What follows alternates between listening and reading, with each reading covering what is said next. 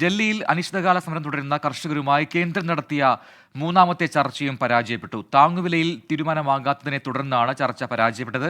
അടുത്ത ഞായറാഴ്ച വീണ്ടും യോഗം വിളിച്ചിട്ടുണ്ട്. ഇതിനിടെ ശംഭു അതിർത്തിയിൽ കർഷകർക്ക് നേരെ വീണ്ടും കണ്ണീർ വാതകം പ്രയോഗിച്ചു.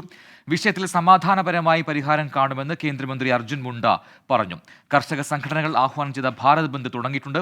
വൈകിട്ട് 4 മണിവരെയാണ് ബന്ദ്. ഉച്ചയ്ക്ക് 12 മുതൽ വൈകിട്ട് 4 വരെ പ്രധാന റോഡുകളിൽ കർഷക സംഘടനകൾ റോഡ് ഉപരോധിക്കും. CPM അടക്കമുള്ള ഇടത് പാർട്ടികളും ബന്ദിന് പിന്തുണ പ്രഖ്യാപിച്ചിട്ടുണ്ട്. ബന്ദ് പക്ഷേ കേരളത്തെ ബാധിക്കില്ല. കേരളത്തിൽ പ്രകടനം മാത്രമായിരിക്കും ഉണ്ടാവുക. ആർ രാധാകൃഷ്ണൻ ഡൽഹിയിൽ നിന്ന് നൽകും കൂടുതൽ വിവരങ്ങൾ.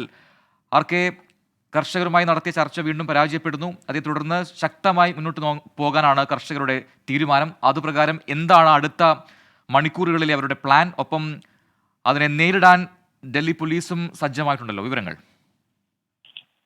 സുജിൻ സൂചിപ്പിച്ചതുപോലെ ഈ കർഷകരുമായിട്ട് നടത്തിയ ചർച്ച അത് ഫലപ്രദമായി പൂർത്തിയാക്കാനായിട്ട് ഇന്നലെയും സാധിച്ചിട്ടില്ല. ഇതിന്റെ അടുത്ത വട്ട ചർച്ച നടക്കുന്നത് ഞായറാഴ്ചയാണ്. ഏതായാലും അതുവരെയുള്ള സമയം കൂടുതൽ ശക്തമായിട്ടുള്ള സമര പരിപാടികളുമായിട്ട് മുന്നോട്ട് പോകാനുള്ള തീരുമാനത്തിലാണ് കർഷകർ ഉള്ളത്. ഈ ഭാരത് ബന്ദ് അടക്കമുള്ള കാര്യങ്ങൾ അതിന്റെ ഭാഗമായിട്ടാണ്. സാധ്യമായിട്ടുള്ള സമവായ സാഹചര്യങ്ങൾ എല്ലാം ഉപയോഗപ്പെടുത്താൻ ശ്രമിക്കുകയാണെന്നാണ് കേന്ദ്ര സർക്കാർ പറയുന്നത്. ഇതിന് അടിസ്ഥാനപ്പെടുത്തിയിട്ടുള്ള വിഷയങ്ങളിൽ ഏറ്റവും പ്രധാനപ്പെട്ടത് ഈ താങ്ങുവിലയുമായി ബന്ധപ്പെട്ടിട്ടുള്ള കാര്യത്തിൽ അത് ഈ പൊതു തെരഞ്ഞെടുപ്പിന് ശേഷം മാത്രമേ ഇനി അത് പരിഗണിക്കാൻ പറ്റൂ എന്ന വിധത്തിലേക്ക് നിലപാട് സർക്കാർ സ്വീകരിച്ചിട്ടുണ്ട്. അത് ഒരു ഉറപ്പായി നൽകി ഈ സമരം ഒത്തുതീർപ്പാക്കാനായിട്ടുള്ള ശ്രമങ്ങൾ ഉണ്ട്. പക്ഷെ അതിനോട് കർഷകർ അത്ര അനുകൂലമായിട്ടല്ല പ്രതികരിക്കുന്നത്.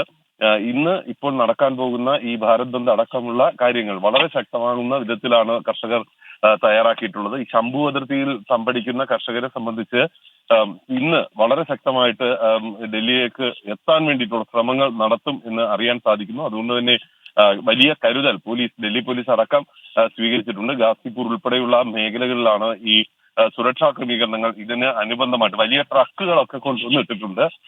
ഏത് സാഹചര്യത്തിലെങ്കിലും ഇങ്ങോട്ടേക്ക് വരാനായിട്ടുള്ള ശ്രമം ഉണ്ടായാൽ അത് തടയുക എന്നുള്ള ലക്ഷ്യമാണ് ഉള്ളത്.